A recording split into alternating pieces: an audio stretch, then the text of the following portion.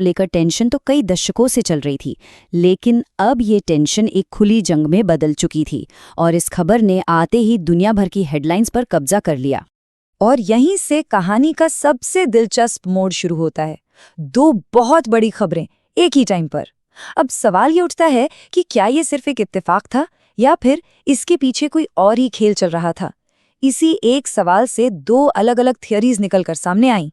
तो देखिए, हमारे सामने दो थ्योरीज हैं। पहली है डिस्ट्रैक्शन थ्योरी। ये थ्योरी कहती है कि ईरान के साथ जंग की टाइमिंग बहुत ही ज्यादा सस्पिशियस थी।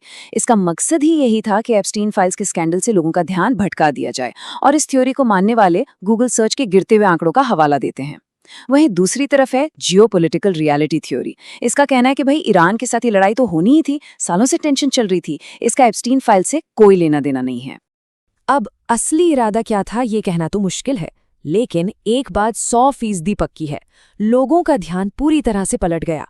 चलिए अब जरा डेटा देखते हैं कि ये बदलाव असल में कितना बड़ा था। ये चार्ट पूरी कहानी खुद बयां कर रहा है। यहाँ देखिए, फरवरी के आखिर में एप्स्टीन फाइल्स के लिए गूगल सर्च एकदम पीक पर है, सबसे ऊपर।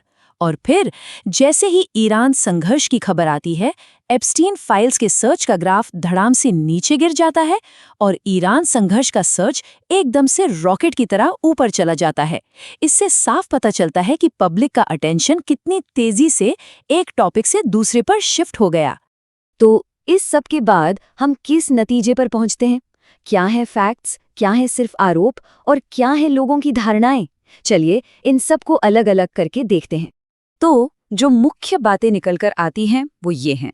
पहली, रैपलियो ने जो आरोप लगाए वो कभी साबित नहीं हुए। दूसरी बात, इस बात का कोई सीधा सबूत नहीं है कि ईरान पर हमला जानबूझकर एप्स्टीन फाइल्स से ध्यान भटकाने के लिए किया गया। तीसरी, लड़ाई की वजहें काफी पुरानी और कॉम्प्लेक्स हैं, लेकिन सबसे जरूरी बात, ध्यान भटकने का जो असर हुआ वो एकदम असली था और उसे हम आंकड़ों में देख सकते हैं। और हाँ, कई पॉलिटिकल सर्कल्स में आज भी ये माना जाता है कि ये सब एक सोची समझी चाल थी।